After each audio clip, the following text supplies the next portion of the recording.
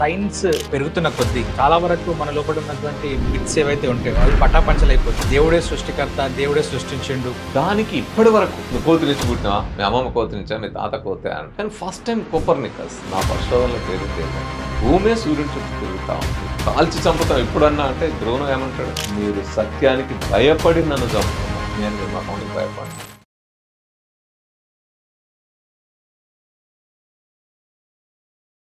Science పెరుగుతున్న కొద్దీ చాలా వరకు మన లోపల ఉన్నటువంటి మిత్స్ ఏవైతే ఉంటాయో అవి పటాపంచలైపోతుంటాయి.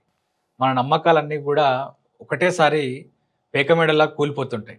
మీరు ఇందాక చెప్పినట్టు డార్విన్ సిద్ధాంతం రాకముందు వరకు దేవుడే సృష్టికర్త, దేవుడే సృష్టించిండు. ఫర్ ఎగ్జాంపుల్ హిందూ మతంలో చూసుకుంటే బ్రహ్మ నుండి పుట్టారు మనుషులు అని చెప్పేసి ఉంటుంది. అట్లా ఇస్లాంలో చూసుకున్న అల్లా నుంచి వచ్చినట్టు, లేకపోతే క్రిస్టియానిటీలో చూసుకున్నా కూడా ఒక దేవుడు ఉన్నట్టు, ఆయనే సృష్టించినట్టు మనకు ఉంటుంది.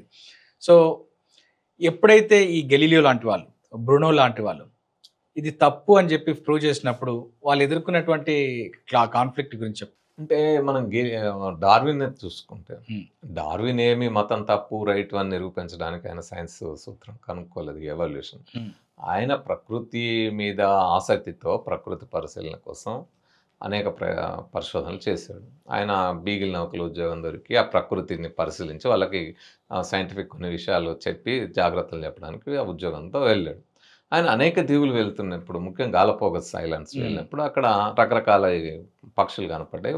అవన్నీ సేకరించుకున్నాడు. కొన్ని వేల స్పెసిమెన్స్, తర్వాత స్పెసిమెన్స్ లేకపోతే డ్రాయింగ్స్, లేకపోతే వాటికి సంబంధించిన రకరకాల అంశాలు సేకరించుకొని ఆయన ఒక 7-8 ఏళ్ళు మొత్తం సేకరించుకొని వాటిని తీసుకొని మళ్ళా తన ఇంటికి వెళ్ళి అక్కడ కొన్ని ఏళ్ల పాటు, కొన్ని దశాబ్దాల పాటు పరిశోధన చేసి ఈ ఆరిజిన్ ఆఫ్ స్పీషీస్ అంటే ఇట్లా ఎవల్యూషన్ జరుగుతుంది, దీని ప్రాసెస్ అన్ని ఎవిడెన్సెస్తో ఆయన.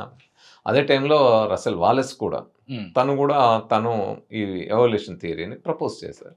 సో ఇద్దరు కొద్ది గొప్ప అటు ఇటుగా దాన్ని ప్రపోజ్ చేశారు. కానీ డార్విన్ దగ్గర ఎక్కువ ఎవిడెన్సెస్ ఉన్నాయి, డార్విన్ ఎక్కువ రీసెర్చ్ చేశాడు. కాబట్టి డార్విన్ వాలెస్ కూడా ఇది కరెక్ట్, నీదే బాగుంటుంది, పబ్లిష్ చేయంటే ఆరిజిన్ ఆఫ్ స్పీషీస్ పబ్లిష్ చేశారు. దానికి ఇప్పటి వరకు, అప్పుడే కాదు ఇప్పటి వరకు కూడా డార్విన్ ట్రోలింగ్ గురవుతూనే ఉన్నాడు.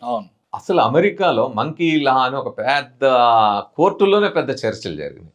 డార్విన్ జీవపరిణామం జరగలేదు, మనిషి కోతి నుంచి వచ్చిన.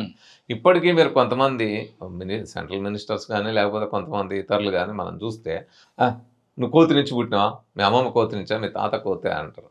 డార్విన్ కానీ సైన్స్ కానీ ఎవల్యూషన్ థియరీలో చెప్పేది కోతుల నుంచి మనుషులు వచ్చినారని చెప్పాలి. మనుషులు, కోతులు, ఇప్పుడు ఉండే కొండంగలు, చింపాంజీలు, ఒరంగుటాన్స్, రకరకాల వానర జాతులు, ఏప్స్ అంటారు. ఇవే కాదు, మనిషి లాంటి జీవులు కూడా కొన్ని ఉండేవి. ఆస్ట్రలోపిథెకస్ అని, నియాండర్తల్స్ అని, హోమో ఎరెక్టస్ అని, హోమో హబిలిస్ అని, ఇట్లా రకరకాల జాతులు ఉండేవి. కొద్ది గొప్ప మనిషికి అంటే మన జాతికి సిమిలారిటీస్, కానీ ఆ సిమిలారిటీస్ ఉండేవి, కానీ ఆ జాతులన్నీ నశించినాయి. ఓన్లీ హోమోసెపియన్స్ అనే మనం మాత్రమే మిగిలినాయి. మిగతా మనతో ఉండే ఆ పోలికల్లో ఉండే మిగతావన్నీ. సో వాటితో పాటు ఇప్పుడు ఉన్న కోతులు, కొండెంగులు, చింపాంజీలు ఇలాంటివి కూడా మిగిలినాయి. సో ఈ ఎవల్యూషన్ ప్రాసెస్ని చెప్పిన తర్వాత ఇప్పుడు మీరు సైన్స్లో ఏ పరిశోధన చేసినా, ఏ రీసెర్చ్ చేసినా కూడా డార్విన్ ఎవల్యూషన్ థియరీని బలపరుస్తూ వచ్చిందే తప్ప దాన్ని వ్యతిరేకిస్తూ రాలే. వ్యతిరేకిస్తూ సైన్స్లో కూడా కొంతమంది, అంటే వ్యతిరేకిస్తూ అని కాదు, డార్విన్ కాదు ఇక్కడ కొన్ని అవి ఉన్నాయి కదా, కొన్ని అంటే అప్పటికీ మనకు చాలా సమాచారం లేదు కాబట్టి ఈ లోపాలు ఉన్నాయి కాబట్టి ఇది కాకుండా ఉండొచ్చు, ఇంకో థియరీ ఉండొచ్చు అని యాంటీ డార్విన్ థియరీ కూడా బయలుదేరింది, నియో డార్వినిజం కూడా బయలుదేరింది. అట్లా రకరకాల వాదాలు వచ్చినాయి. కానీ అల్టిమేట్గా మనకి డార్విన్ చెప్పిన జీవ పరిణామం ఏదైతుందో అదే ఈరోజు అనేక ఎవిడెన్స్తో పూర్తయ్యాయి. మీరు అన్నట్టు ఆ ట్రోల్ ఇప్పటికీ జరుగుతాం డార్విన్ మీద. ఇప్పటికీ చాలామంది ఆ జీవ పరిణామాన్ని అంగీకరించకుండా కేవలం తమ మతాల్లో చెప్పిన, అంటే అదే బైబిల్ చెప్తుంది, యెహోవా ఆదామును సృష్టించను, ఆదాము పక్కటెమక వీకి అవ్వను సృష్టించను, ఇట్లాంటి కథలు వాళ్ళు సేమ్ దాన్నే అటు ఇటుగా మార్చుకొని ఇస్లాం ఖురాన్లో చెప్తారు. తర్వాత ఇక్కడేమో బ్రహ్మ సృష్టించాడు సృష్టి అని చెప్తారు. కానీ సింపుల్గా మనకు అర్థమైంది కదా, మనం కళ్ళ ముందు చూసేది కదా. మనము తల్లి గర్భంలో ఒక ఏకకణం పడుతుంది, అంటే తండ్రి నుంచి వీర్యకణం స్పెర్మ్, తల్లి నుంచి ఎగ్ అండము, ఈ రెండు కలిసిపోయి జైగోట్ ఫామ్ అయ్యి ఆ జైగోట్ అనే ఏకకణం సింగిల్ సెల్ తల్లి గర్భంలో పడుతుంది.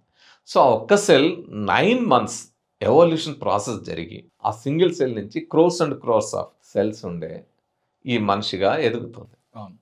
కాబట్టి మనకి జీవపరిణామం అనేది ఇక్కడే కనపడతా ఉంది. 9 మంత్స్ మన తల్లి గర్భంలో కనపడతా ఉంది. పుట్టిన తర్వాత మనలో ఎంత ఏజ్ ఉందో అంత పాటు పరిణామం ఎవల్యూషన్ కనపడుతుంది. అట్లనే మనం 380 కోట్ల ఏళ్ల క్రితం వెళ్తే అది కనపడుతుంది. సో దాని గురించి ఇంకా లోతుగా మాట్లాడుకోవచ్చు. కానీ మీరన్న ఈ ట్రోలింగ్ మాత్రం ఈ వాస్తవాలు ఇంత సైంటిఫిక్ ఆధారాలతో నిరూపించి చెప్తున్నా కూడా ఈరోజు జెనెటికల్ ఎవిడెన్స్ ఉంది, ఆర్కియలాజికల్ ఎవిడెన్స్ ఉంది, ఇంకా రకరకాల ఎవిడెన్సెస్ అంటే ఎంబ్రియాలజికల్ ఎవిడెన్స్, రకరకాల ఎవిడెన్సెస్ మనకి ఈ జీవ పరిణామాన్ని సపోర్ట్ చేస్తూ దాన్ని బలోపేతం చేస్తూ సపోర్ట్గా స్ట్రెంథెన్ చేస్తూ వస్తూ ఉన్నాయి. కానీ ఇప్పటికా ట్రోల్ గురవుతుంది. మీరు అన్నట్టు కోపర్నికస్, గెలీలియో, బ్రూనోలు కూడా దాడికి గురయ్యారు. హైపేషియా 2000 ఏళ్ల క్రితమే హైపేషియా ఉమెన్ ఆస్ట్రానమర్, మ్యాథమెటిషియన్, ఖగోళానికి సంబంధించిన సత్యాలు చెప్పినందుకు ఆమెని మొత్తం ఊర్లలో తిప్పి కొడుతూ, ఊరిలో తిప్పి కొరడాలతో కొడుతూ ఆఖరికి ఆమె చర్మాన్ని ఆల్చిప్పలతోటి వలిచి మంటలో వేసి కాల్చి చంపారు. అంటే మా మత ధర్మ నమ్మకాలకు విరుద్ధంగా చెప్తావా అని. 400 ఏళ్ల క్రితం వరకు అంటే ఒక 4 శతాబ్దాల క్రితం వరకు ఈ భూమి మీద పుట్టిన ప్రతి ఒక్కరు సూర్యుడు భూమి చుట్టూ తిరుగుతున్నాడు అనుకున్నారు. ఎందుకంటే పొద్దున్నే తూర్పున ఉదయిస్తాడు, పైన ఉంటాడు, రాత్రికి సాయంత్రానికి పడమర అస్తమిస్తాడు.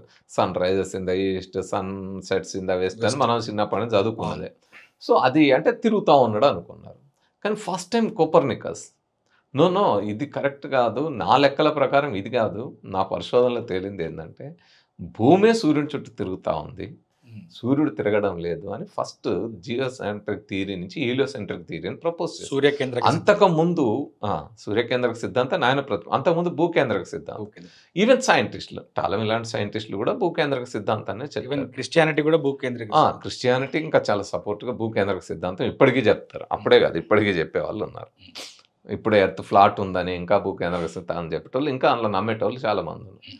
సో దాన్ని ఫస్ట్ టైం కోపర్నికస్ ఇది ఎప్పుడైతే చెప్పాడో మా మత గ్రంథాలకు విరుద్ధంగా, మా విశ్వాసాలకు విరుద్ధంగా మాట్లాడుతావా, మా మనోభావాలు, ఇప్పుడు మనోభావాలు అంటారు కదా, సో అట్లా 400 ఏళ్ల క్రితమే దెబ్బతీస్తావా అని మత న్యాయస్థానాల చుట్టూ తిప్పి ఇంక్విజిషన్స్ జరిపి ఆయనను మత న్యాయస్థానాల విచారణలు జరిపి చాలా హింసించారు.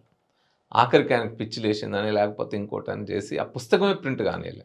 ఓకే, ప్రింట్ కాకపోతే అప్పుడు అసలు మనం సైన్స్ ఇంత అడ్వాన్స్ అయ్యి ఉండేదా అంటే ఇంకొకళ్ళు ఎవరో వచ్చేవాళ్ళు అర్థం చేసుకునేవాళ్ళు, కానీ కొంత దెబ్బ పడేది.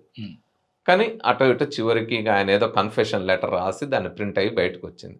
ఆ తర్వాత దాన్ని చూసి ఈ సిద్ధాంతం ఇట్లా అని ఇంకా అనేక ఆధారాలతో గెలీలియో దాన్ని స్ట్రెంథెన్ చేశారు. ఓకే, గెలీలియో మనకు తెలుసు టెలిస్కోపు చెప్పింది, అంతకుముందు అరిస్టాటిల్ చెప్పిన అనేక రకాల ప్రయోగాలను వాటిని ఆ ప్రయోగాత్మకంగా చెప్పకుండా అరిస్టాటిల్ చెప్పి నేను నమ్మేదాన్ని ఈయన ఎక్స్పెరిమెంట్ చేసి no this is wrong, this is correct అని ప్రూవ్ చేశాడు. ఓకే, సో ఆ విధంగా సైన్స్ని అప్డేట్ చేసుకుంటూ వచ్చారు. గెలీలియోను జీవితాంతం హౌస్ అరెస్ట్ చేశారు.